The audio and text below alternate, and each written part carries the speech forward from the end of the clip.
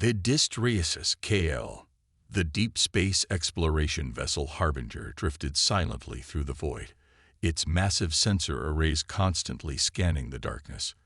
Commander Elena Reyes stood on the bridge, her weathered hands clasped behind her back, as she gazed at the holographic display of the uncharted sector. 16 years in deep space had left her with more gray than black in her cropped hair, but her eyes remained sharp, missing nothing. "Commander, we're picking up something unusual," Lieutenant Park called from his station. Unknown signal pattern repeating every 42 seconds. Elena moved swiftly to his console. Origin: the Cygnus arm, approximately 3 light-years from our position. Park's fingers danced across the controls. "It's weak, but the pattern is definitely artificial." "Analysis?" Elena asked, leaning closer. Dr. Anya Petrov, the Harbinger's xenolinguist, joined them. Her tall frame hunched over the console as she studied the waveform. "It matches no known communication protocol in our database, but the mathematical sequence is too precise to be natural. I believe it's a distress signal." Elena straightened. Humanity had been exploring the stars for nearly 70 years, but had encountered only 3 other intelligent species, all at similar or slightly advanced technological levels compared to Earth. None had colonized this sector. Captain's log, stardate 219463. Elena dictated. "Harbinger has detected an unknown signal bearing characteristics of a distress call from an unidentified source. We are altering course to investigate." Security Chief Marcus Chen frowned. "Protocol states we should report to Exploration Command and await instructions. This could be a trap." Elena met his gaze steadily. "By the time our message reaches Command and their response gets back to us, whoever sent that distress call could be long dead." "We're investigating." Chen nodded, his hand instinctively checking his sidearm. Like many of the Harbinger's crew, he had served in Earth's defense forces before joining the Exploration Corps. The transition from soldier to explorer was never quite complete. The Harbinger engaged its fusion drives, accelerating toward the signal's origin. Though primarily designed for scientific exploration, the vessel carried considerable defensive capabilities, a necessity in unknown space. Humanity had learned early that the galaxy wasn't always welcoming. 3 days later, they entered an unremarkable yellow star system. The signal originated from the second planet, a blue-green world with 2 small moons. "Life signs?" Elena asked. "Extensive ecosystem," reported the ship's biologist, "and definite technological signatures on the southern continent." Elena ordered the ship into orbit. The signal grew stronger, more urgent. "I've made progress with the translation," Dr. Petrov announced. "It's a mathematical language using prime numbers as a foundation." The message repeats: "Danger. Hunters. Help." Elena's decision was immediate. "Prepare a landing team. Chen, assemble security. Full defensive protocols." The dropship descended through wispy clouds, touching down in a clearing surrounded by tall purple vegetation. The team emerged wearing environmental suits, weapons ready. "Atmosphere analysis complete," Dr. Henriksen, their environmental specialist, reported. "Oxygen-nitrogen mix, slightly higher oxygen content than Earth. No detected pathogens. Suits can be removed, but keep filters on standby." They followed the signal to a structure partially concealed by the purple foliage. It resembled a massive seashell, spiraling upward nearly 30 meters. "Movement inside," Chen warned, raising his pulse rifle. The landing party froze as a slender figure emerged from the structure. The alien stood nearly 7 feet tall, with a willowy body covered in what appeared to be iridescent scales that shifted between turquoise and violet. Its 4 arms moved with fluid grace, and its large, faceted eyes regarded the humans with what Elena interpreted as caution. Dr. Petrov stepped forward slowly, using a handheld device to project mathematical sequences, humanity's universal attempt at first contact language. The alien's eyes widened, and it produced a melodic series of trills and clicks. Petrov's translation device processed the sounds. You came. The hunting ones. Return soon. Danger. Elena approached, keeping her hands visible. I am Commander Elena Reyes of the Earth vessel Harbinger. We received your distress signal.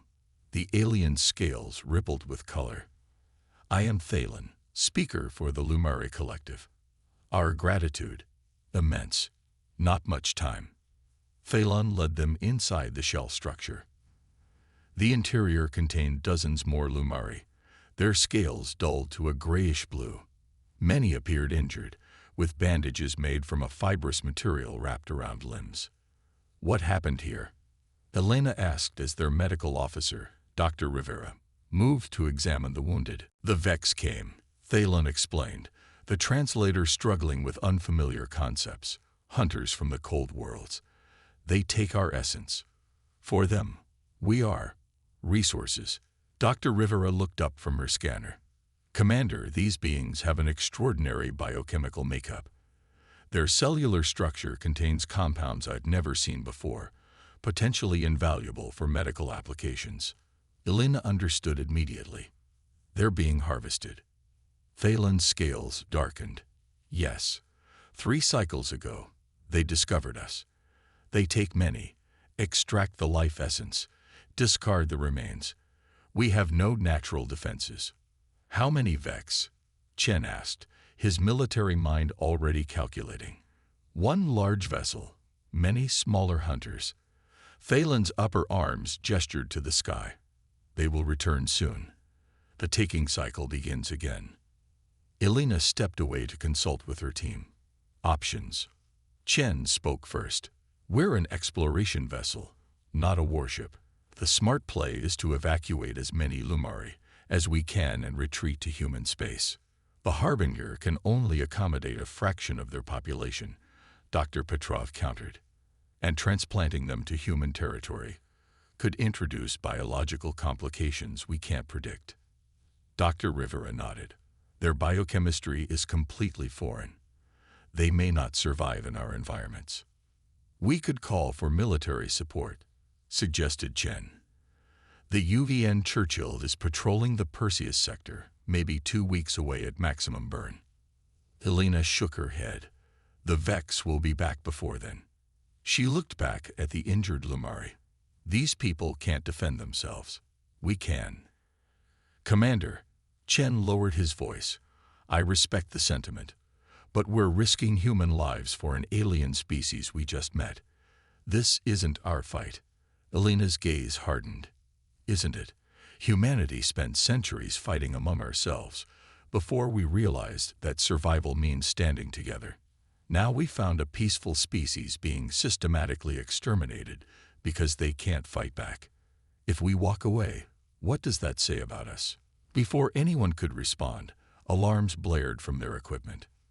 Unidentified vessel entering the system, came the urgent report from the Harbinger. Configuration matches nothing in our database. It's large, Commander, and it's heading straight for the planet. The Vex return, Thalen whispered, scales paling to almost white. Elena made her decision. Get everyone back to the ship. Now. She turned to Thalen. We'll help you, but we need to know everything about these hunters. As they rushed back to the dropship, the Lumari speaker shared what little they knew. The Vex were heavily armored beings from a high-gravity world, physically powerful and technologically advanced. They considered the Lumari nothing more than biological resources to be harvested. The dropship barely cleared the atmosphere when they spotted the Vex vessel, a massive, dark shape resembling an ancient Earth manta ray, accompanied by smaller craft already descending toward the Lumari settlement. Harbinger, this is Commander Reyes. Battle stations. Power up all defensive systems. Elena's voice was calm but resolute. Humanity just entered its first interstellar conflict. The Harbinger's engines glowed as it maneuvered into position between the planet and the approaching Vex ships. Though designated an exploration vessel, the Harbinger carried the legacy of humanity's turbulent history, a species that evolved on a planet classified by galactic standards as a Deathworld. A world where life was a constant struggle against predators, disease, natural disasters, and other humans, a crucible that forged a species with unmatched tenacity and an instinctive understanding of warfare. "Hail the Vex vessel," Alina commanded as she returned to the bridge. "All frequencies, universal mathematical greeting." The response came almost immediately, a harsh, guttural sound that the translation system struggled to process. "Move aside, unknown vessel. This territory is claimed. The resources below are ours by right of discovery." Alina stood before the communications array, her posture straight and unyielding. "This is Commander Alina Reyes of the Earth exploration vessel Harbinger. The beings on this planet are sentient and have requested our protection. We recognize their sovereignty and right to exist unmolested. Your harvesting activities constitute genocide against a sapient species and must cease immediately." Silence stretched for several seconds before the response came. "Your interference is noted, Earth vessel. It changes nothing. The weak exist to serve the strong. This is the natural order." Alina's eyes narrowed. "Perhaps where you come from. But humans have a different perspective." She nodded to her tactical officer. "Target their lead harvester and fire when ready." The Harbinger's pulse cannons blazed to life, striking the smaller Vex craft with pinpoint accuracy. The harvester exploded in a brilliant flash, debris scattering across the planet's upper atmosphere. "Your species is unknown to us," the Vex commander transmitted, a new note of caution in its translated voice. "What manner of exploration vessel carries such weapons?" Alina's smile didn't reach her eyes. "We come from a world where every day is a fight for survival. We call it Earth. You might call it a Deathworld." The term Deathworld hung in the air like a challenge. Throughout the galaxy, most intelligent life evolved on stable, temperate planets with minimal environmental threats. Earth, with its extreme weather, natural disasters, dangerous predators, and virulent diseases, was an aberration, a planet that should have produced only simple organisms. Instead, it created humans. "You have made an enemy today," the Vex commander growled. "The Vex Dominion does not forget." "Neither do humans," Alina replied. "Consider this your only warning. Leave this system and the Lumari in peace, or discover why species from Deathworlds are rarely challenged twice." The Vex mothership held position, sensors undoubtedly analyzing the Harbinger's capabilities. Alina knew they were outnumbered and possibly outgunned, but humanity had never relied solely on technological superiority. A new wave of harvesters launched from the Vex vessel, accelerating toward the planet's surface. "They're calling our bluff," Chen said grimly. Alina's jaw tightened. "Who's bluffing?" "All hands, prepare for combat operations." The Lumari asked for help, and that's exactly what they're going to get. Deathworlders, Hunenleaid. A Harbinger shuddered as the first Vex energy blast impacted its shields. The bridge crew maintained their composure, fingers flying over control panels with practiced efficiency. "Shields holding at 86%, reported Lieutenant Imani Wade, the shield specialist. Her voice was steady despite the gravity of the situation. This was the first time a human vessel had engaged in combat with an alien species. "Return fire, target their weapons arrays," Alina commanded. "Launch countermeasures and keep us between the Vex and the planet." The Harbinger's defense systems sprang to life. Pulse cannons tracked the approaching harvesters with deadly precision, while the main batteries focused on the Vex mothership. The exploration vessel executed a series of evasive maneuvers that would have incapacitated most crews with crushing G-forces. But humans were built different. Evolution on a high-gravity world with punishing environmental extremes had given humanity physical resilience that most spacefaring species found astonishing. What the Harbinger lacked in specialized military design, its human crew made up for in adaptability and sheer stubborn determination. "Their technology is more advanced," Chen observed grimly as another blast rocked the ship. "But their tactical approach is predictable." Alina nodded. The Vex ships moved in rigid formations, their attack patterns mathematically precise but lacking innovation. Against most prey, this overwhelming force would be sufficient. Against humans, it created exploitable patterns. They're used to hunting, not fighting, Elena realized. Lieutenant Park analyzed their attack algorithms and project their next 3 movements. Within moments, Park had identified the underlying pattern in the Vex assault.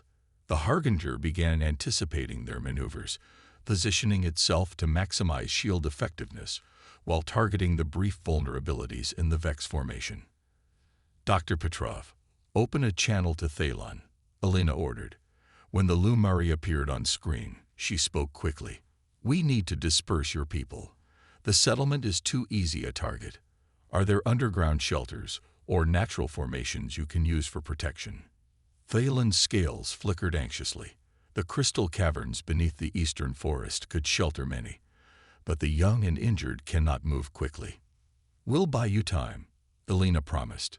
Chief Engineer Okafor, I need options for extending our shield coverage to the surface. Okafor, a brilliantly innovative engineer from the Nigeria-Kenya Federation, was already working on the problem. We could deploy our atmospheric probes as relay nodes, he suggested.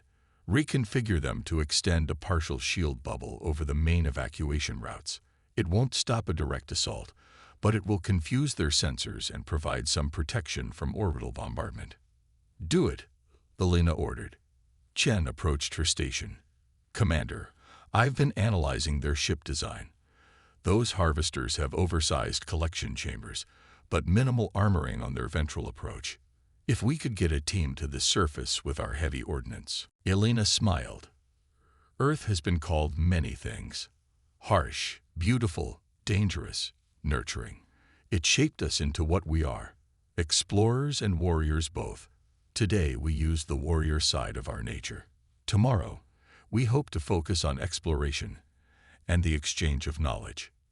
The galaxy will learn of this, Thalon predicted, scales shifting to a deep, reverent purple. That Deathworlders came not to conquer, but to protect. As Elena looked up at the stars emerging in the darkening sky, she thought about humanity's place among them. For all their technological advancement, the Vex had evolved as apex predators, viewing other species as nothing but resources. Humanity, for all its violent history, had eventually learned that true strength came from cooperation and protecting the vulnerable. Send a message to Earth Command, she told her communications officer. Inform them that humanity has made first contact with 2 new species and that we've gained our first ally. The news would spread quickly through known space that a human exploration vessel had defeated a Vex harvesting fleet, that the supposedly peaceful explorers from Earth carried the capacity for fierce warfare in their DNA. Some species would fear this revelation, others would seek alliance. But one thing was certain. The galaxy now knew that when aliens begged for help, Deathworlders brought firepower. And that changed everything. The Vex pursued, their methodical approach a stark contrast to the humans' dynamic movement. When they reached a narrow ravine, Chen sprung his trap. Pre-positioned explosives, created from the Harbinger's mining charges, detonated, bringing down a landslide that buried several of the pursuers. In orbit, Elena watched the Vex mothership's weapon system begin its charging sequence. The energy readings were off the scale, enough power to potentially destroy the Harbinger with a single shot. All power to forward weapons, she ordered. Fire the moment their shields fluctuate. The bridge crew held their breath as the enemy vessel's massive cannon oriented toward them. For a heartbeat, nothing happened. Then, just as predicted, the Vex shields shimmered as power was diverted to their weapon. Now, Elena commanded. The Harbinger unleashed its full arsenal, concentrating fire on a single point in the Vex shield grid. The gamble paid off. Their weapons penetrated the momentary weakness, striking the mothership's primary power conduits. Secondary explosions cascaded across the Vex vessel's hull. Its weapon powered down as emergency systems engage. Direct hit to their main power grid, Wade reported, unable to keep the triumph from her voice. Their shields are down to 30%, and their weapon system is offline.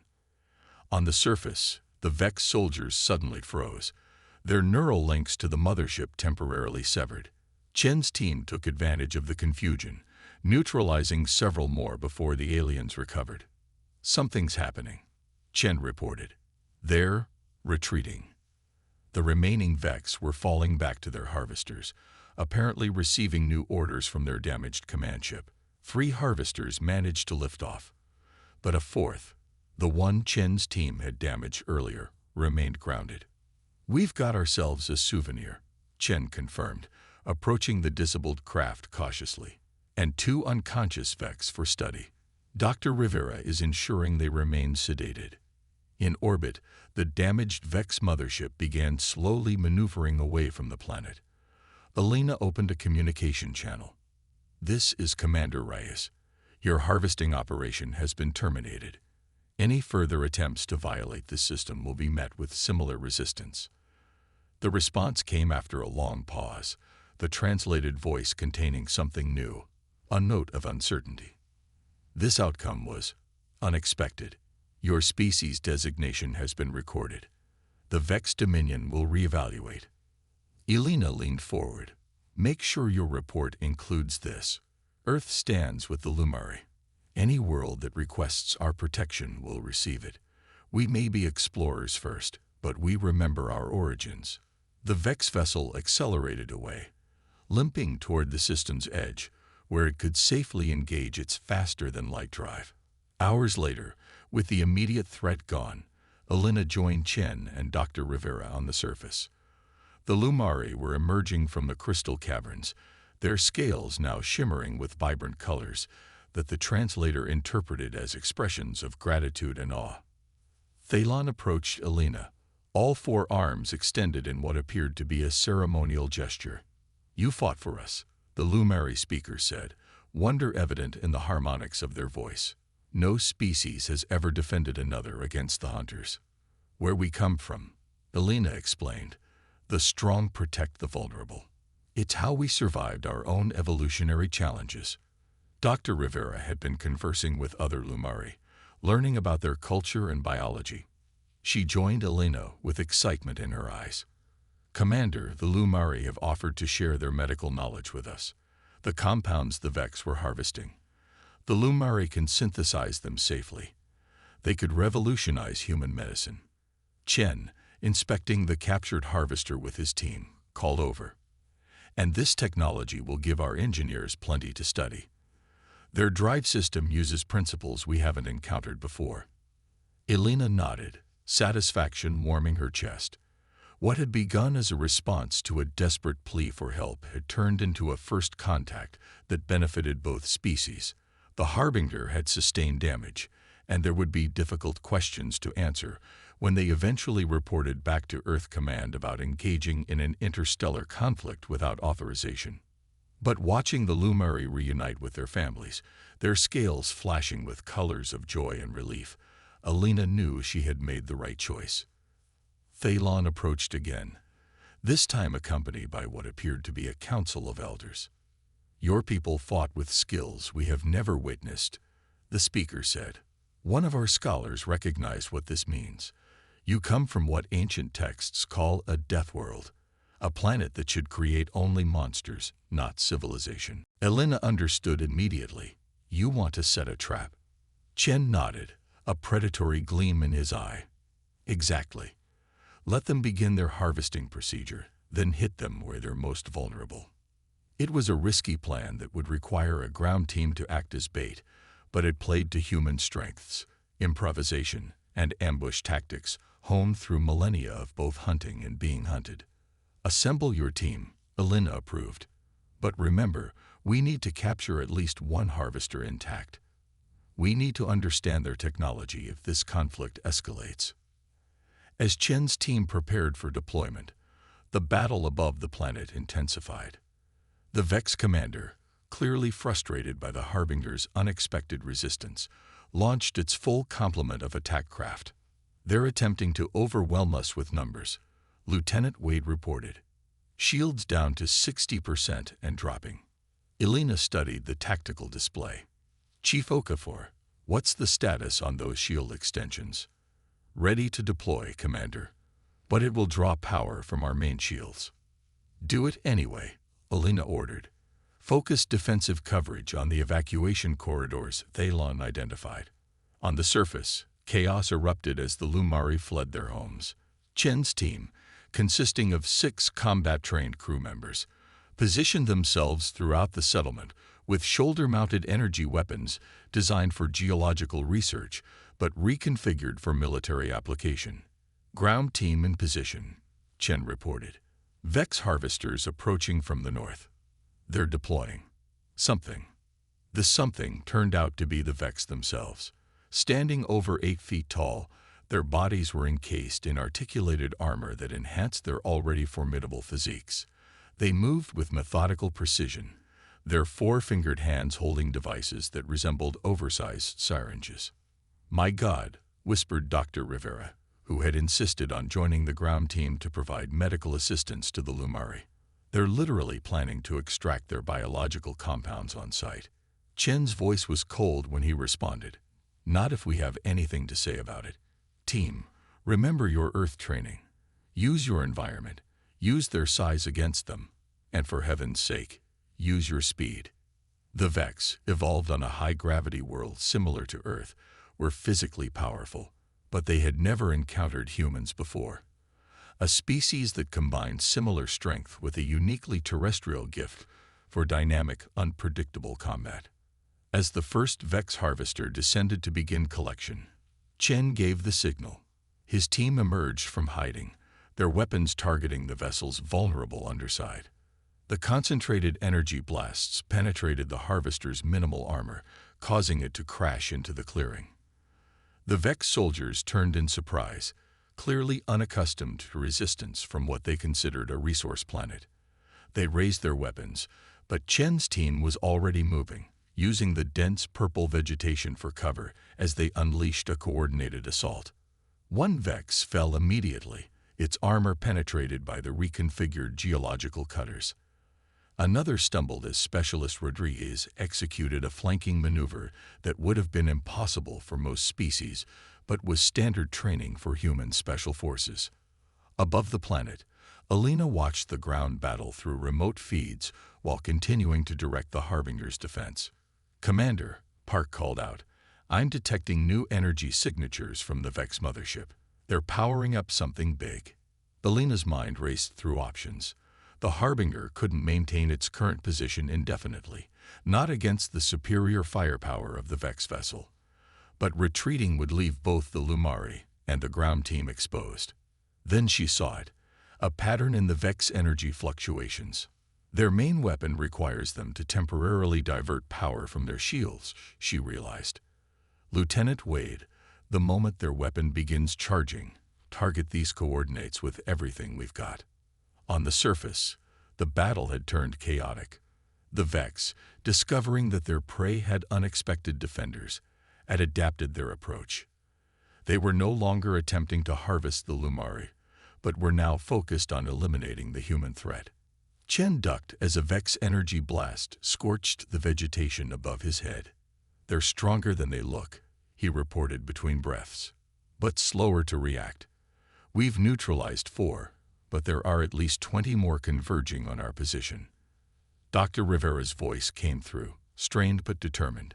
"The evacuation is about 60% complete. We need more time." "You'll get it," Chen promised, signaling his team to fall back into more defensible positions.